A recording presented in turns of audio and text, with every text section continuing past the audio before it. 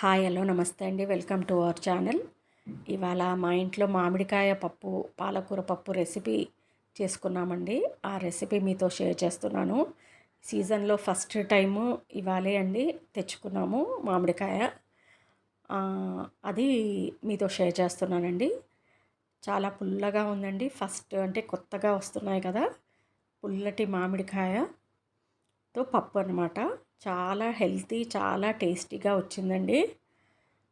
ఇది తాలింపు, ఇది లాస్ట్ ప్రాసెస్.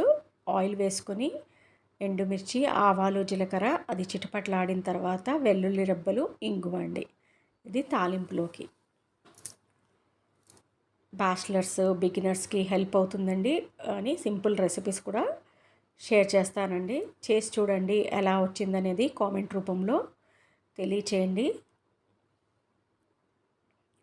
నేను ఇక్కడ 200 గ్రామ్స్ పప్పు తీసుకున్నానండి. ఇది ఒక 175 ఉంటుంది. శనగపప్పు, పచ్చి శనగపప్పు వచ్చేసి ఒక 25 గ్రామ్స్ అంత ఉంటుందండి. రెండు కలిపి 200 గ్రామ్స్ అండి పప్పు. 200 గ్రామ్స్. ఈ కొలత వచ్చేసి 200 గ్రామ్స్ అండి. 200 గ్రామ్స్ కందిపప్పు, పచ్చిశనగపప్పు కలిపి 200 గ్రామ్స్.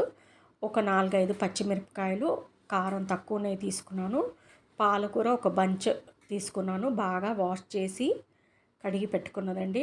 మట్టి అది ఉంటుంది, నీట్గా కడిగి పెట్టుకోవాలన్నమాట. అన్నీ వాష్ చేసి కుక్కర్లో వేసుకోవాలండి. వాటర్ అండి, ఒక పెద్ద గ్లాస్తో ఒక గ్లాస్ వాటర్ సరిపోతుంది.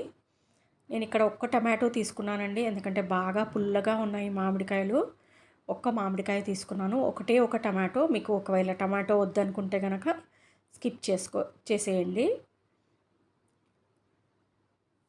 ఒక మామిడికాయ తీసుకున్నాను, పీల్ చేయలేదండి, అలాగే వాష్ చేసేసి బాగా కట్ చేసుకున్నాను అనమాట.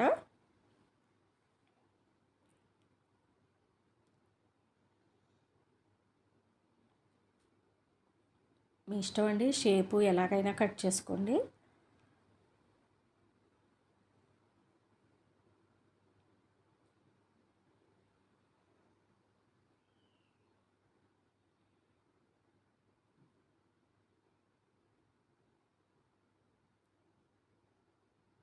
ఆల్రెడీ ఒక 1-2 టైప్స్ ఆఫ్ పాలకూర పప్పు రెసిపీ షేర్ చేశానండి. అది చింతపండుతో చేసుకున్నదనమాట. సో ఇది మామిడికాయ ఫస్ట్ టైము షేర్ చేస్తున్నాను.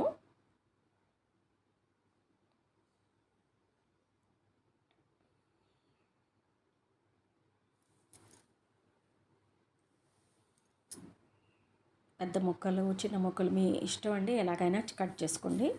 అన్నీ కుక్కర్లో వేసుకోవాలండి.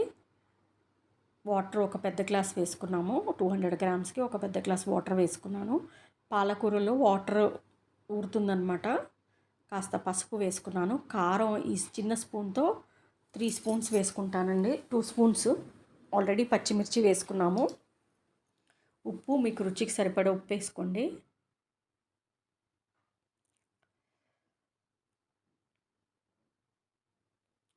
ఇప్పుడు కట్ చేసి పెట్టుకున్న మామిడికాయలు,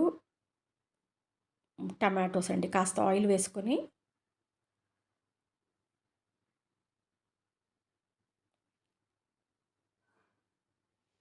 మొత్తం ఒకటి ఫుల్ వేసేసుకున్నానండి. ఒక టమాటో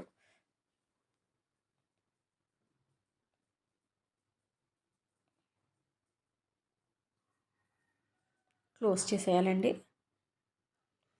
4 విజిల్స్ వచ్చేంత వరకు ఉడికించుకోవాలండి. స్టవ్ వెలిగించుకుని 4 విజిల్స్ రావాలండి.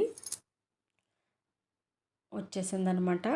ఇప్పుడు పప్పు గుత్తితో మెదుపుకోవాలి, మ్యాష్ చేసుకోవాలి మెత్తగా.